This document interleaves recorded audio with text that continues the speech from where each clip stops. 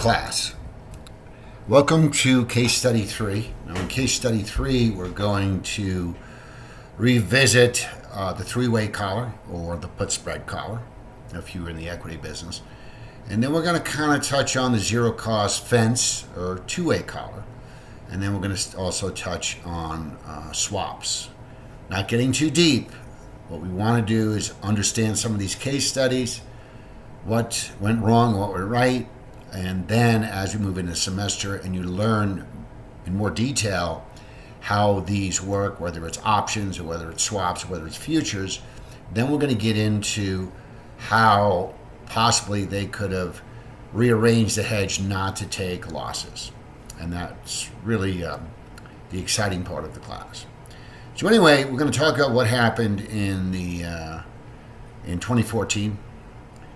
The oil hedge strategy that failed in shale oil in 2014. In the aftermath of the 2014 oil crash, U.S. shale learned a painful lesson. Not all hedging strategies pay off. Countless producers were left exposed to big losses after crude plummeted to levels that made their insurance less valuable. Okay.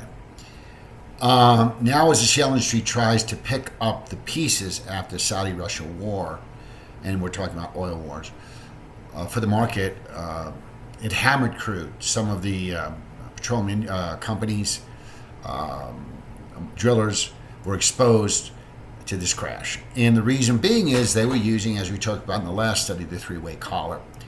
It's a relatively cheap way to hedge against fluctuations in oil, as long as prices don't fall too much. Compare it with the swap, which we're going to get into. It guarantees a certain price, and the collars are essentially worthless. A key consideration in such capital-intensive industries where expenses have been cut nearly to the bone in order to survive and turn a profit. So what happens is these hedge strategies go bad, and then they lose billions. And of course, what happens is they got to cut the dividend, or they got the share prices get clobbered, their working capital gets decimated. So they really have to cut to the bone just to stay in business. So the three-way collar is interesting, and swaps, collars, futures, they become very popular, then they become less popular. Because in years when the markets are sort of range-bound, these commodity companies pour into the three-way collar. But when markets become extremely volatile and they crash like in 2014 or 2020, they move away from this kind of a hedge to more hedges that are more defined, like the swap, which guarantees no downside, but you've got some other disadvantages to the swap. Hedging in theory protects producers from market declines by allowing them to lock in a certain price for their oil. One way a company can hedge is by using a floor on the price called a protective put, a put option. We talked about that in the hacienda hedge. And then to offset the cost of that, they basically will sell an out of the money or above the money call option. And in the hacienda, or in case study 2, we saw that Occidental Petroleum sold a 75 call when oil was at 55. But they also wanted to cut costs further and make it a zero cost three-way collar. So they sold a 45 put. Now remember, when you sell an option, you bring in money. So they got a credit from selling a 45 put. That means that if oil should drop below 45, no longer protected, they're following the market down. They were hedged from 55 to 45 in the Occidental case study. And of course, if the market rose to 74.09, they would participate, and then it would be capped. So if the market was higher than that, be capped. So this is essentially why they're popular. They're zero cost. They give you some upside. They give you more upside than a fence or a swap. But of course, you have limited protection on the downside. This is a three-pronged approach known as a three-way collar. And it's a function well used in the oil industry, especially when markets are moving sideways. And here again, here is a P&L illustration. This is owning spot, and this is buying the put, selling the call. Advantage producers can obtain a wider collar band than a regular two-way collar, which we'll get into in a second. The disadvantage is, as we have seen with the Occidental and what happened in 2014 with the oil wars between Russia and Saudi Arabia, when the markets get clobbered, they break through that buffer zone, and now they're free falling with the market. If the market price moved below the short put, the producer receives the market price plus the difference between the long put and the short put.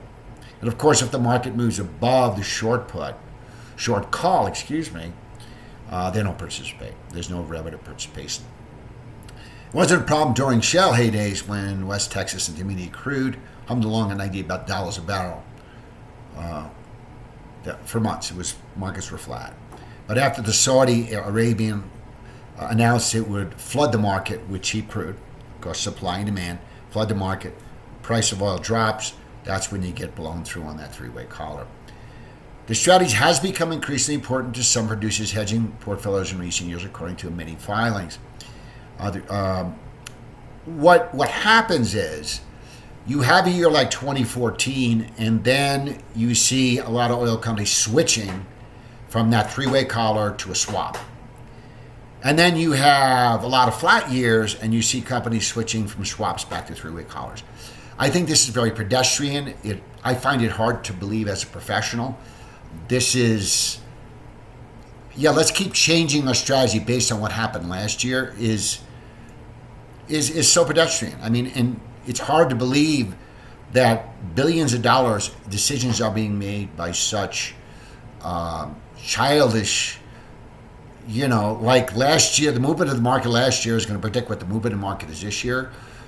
There's absolutely no serial correlation in that. And of course, markets move based on economics, based on, in many cases, market manipulation. So I just find it hard as a professional that companies like Bank of America and Goldman and Citi are advising their clients just based on what's happened a year ago. Oh, now we're going to switch over.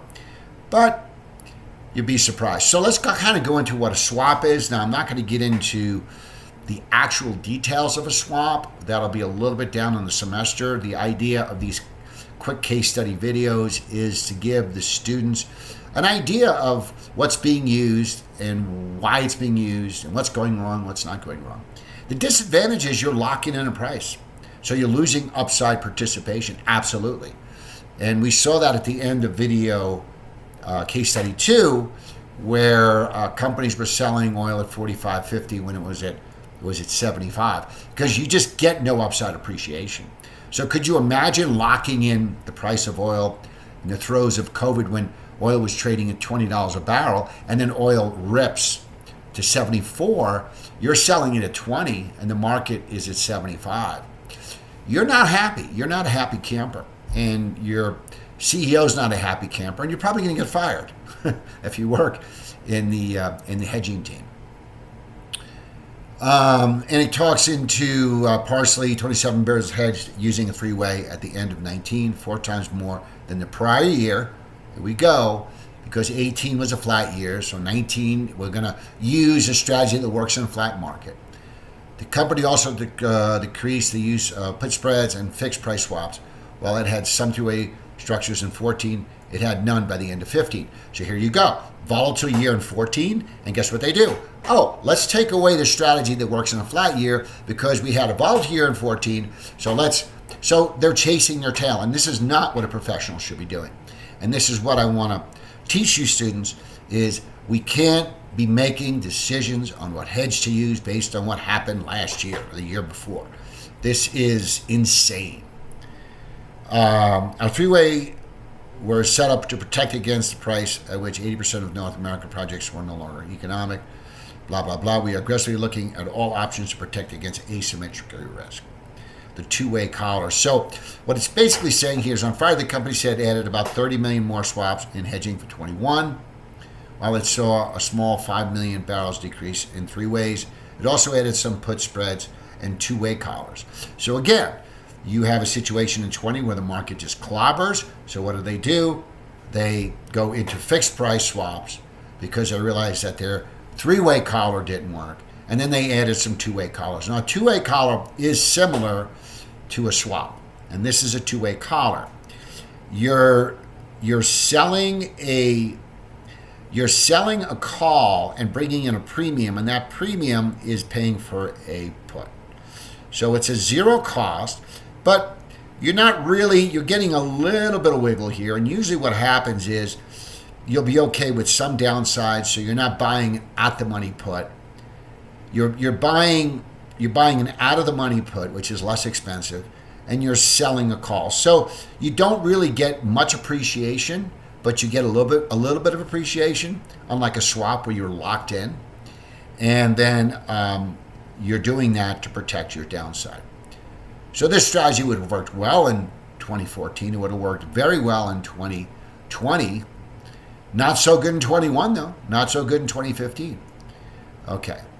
And this is kind of interesting because this is kind of what I showed you last time when companies were locked in after the 20 crash. Everybody in the market started to bounce up into the 40s and 50s from a low of 12. What people did was, let's just buy swaps. Let's do a fence, a two-way fence. Let's lock in. Of course, the market moved to 75, and all these companies sort of got locked into having to sell their oil way below market price, which is never a good thing. So here's what's kind of interesting. I want to show this slide only because in 2019 survey, companies hedged by commodities. 70% of crude oil companies hedged, and 60% of natural gas companies hedged. So I'll give you an example. Not all companies use hedges. Some let the market float. This is kind of interesting, the type of hedges. In 2018, the most popular hedge was a swap, followed by a two-way collar, okay, and then a three-way collar, and then a put, and then the last was swaptions, and we'll get into swaptions down the road. And look at 19, though, and you can see how these hedges will change from 2018 to 2019. They increase swaps, they decrease the collar, and the three-way collar stayed about the same. The protective puts dropped. Interesting. Let's look at natural gas, how they hedged. Natural gas, a lot of swaps in natural gas. And then, of course, a two-way collar, and then the three-way collar. And then, of course, the put and no swaptions. By 19, they added swaptions. They decreased their swaps. They decreased their collars, and they decreased their three-way collars. And then, isn't that interesting? In 2019, let's look at swaps and collars made up 62% of crude oil hedges. And then swaps only, 14%, and 24% other. That would be swaptions. That would be futures. We haven't talked really about futures. And there's two types of futures. There's forwards, which is over the counter. We'll get into that. We'll get into some case studies on forwards. And then the future is mostly standardized contracts. There's advantages and disadvantages to both. That seems to be the theme, right? Well, let me think. I'm going to use this. What's good, what's bad? And that's what's fun about case studies. Let's look at natural gas. Natural gas, 44% of swaps and collars. 39% was swaps and collars. 44% was only swaps. So swaps are quite popular. Swaps are, by the way, is an over-the-counter contract. Now, just to finish off again, this is the Mexican hedge, which is just a straight put. So what we're looking at is long a spot and buying a put. So this is long a spot and buying a put. So if the market goes below a certain level, you're protected. Now, you would think this is really great because you don't cap your upside, but you're protected on the downside. The problem with the Mexican hedge, the problem with the protective put, upfront cost to purchase the option and may never be exercised. So the problem is it's very expensive. It's probably one of the most expensive hedges, but it's also very binary. Producers maintain upside participation, own the option, which may have value depending on the market's condition. Okay. Now, I do want to say that I talked a little bit about the over-the-counter and the exchange-traded futures are standardized contracts traded on the CME and some other exchange, the NYMEX and whatnot. Over-the-counter contracts are private contracts between the commodity company, the user, and the bank. And what's really interesting is there's a documentary I'm going to post called The Warning. And it was in 1998, the CFTC, Futures Commodity Trading Commission, wanted to put all derivatives on exchanges. And there was a massive pushback by the banks because the banks make a lot of money on the OTC because the spreads between bid and offer are wide and they are the only counterparty. So if I am a commodity and I want to unwind my swap, I'm subject to the whims of the bank. The bank could just take me to the cleaners and say, well, we're going to pay you X to unwind this forward, let's say, which is over-the-counter futures contract. Whereas when you in exchange, you have a competing market. And so the profit margins on OTC derivatives are massive. The banks make a ton of money. And the warnings about in 1998, they wanted to regulate all derivatives. Essentially, there was massive pushback by the Clinton administration, by Robert Rubin, which was Goldman Sachs, Citibank, and by Alan Greenspan, by the head of the SEC. And of course, they still haven't. When 2008 happened, all derivatives should have been exchange traded. The reason they're not is banks have too much power. Banks control Wall Street, and that's just the simple truth.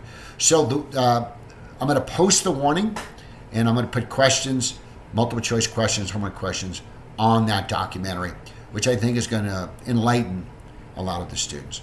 Thanks for listening, and we'll talk to you next time.